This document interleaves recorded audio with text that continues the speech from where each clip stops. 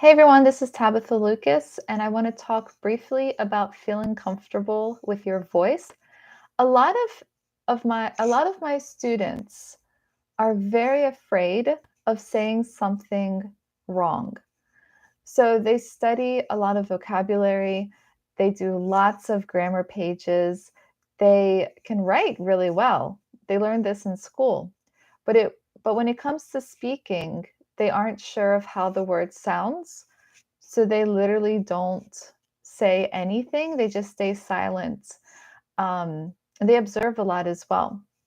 One of the things that I tell my students is that they need to read out loud.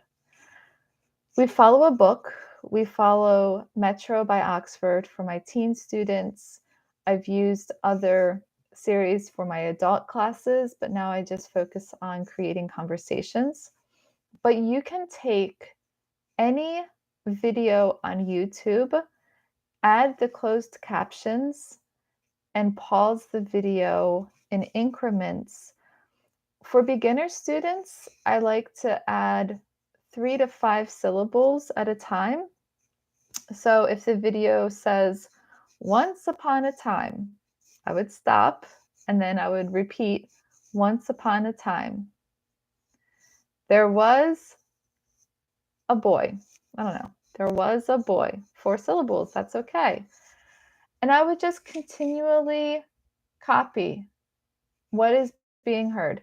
Um, in the English teaching world, I believe this is called shadowing, but different countries, this is called different things. In different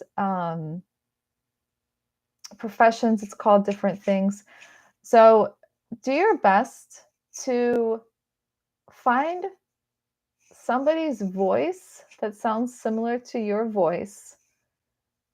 Find something that is interesting for you. For a lot of my beginner students, I have them read aloud and then kindergarten books or first grade books. And I have them look at books that look interesting to them. And I also have them go into settings and change the playback speed to 0.75. That way they can really hear the sound of um, the words. So I will share these tips with you every time I have them. I shared this tip today with my students in my teens class.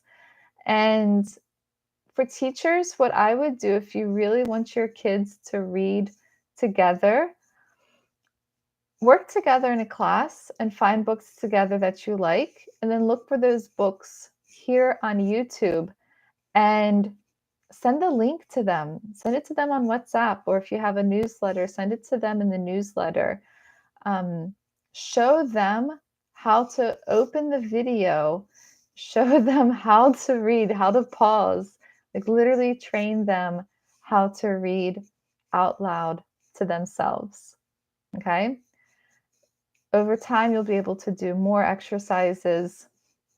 But first, you need to do this very basic step of reading out loud and understanding how the words sound.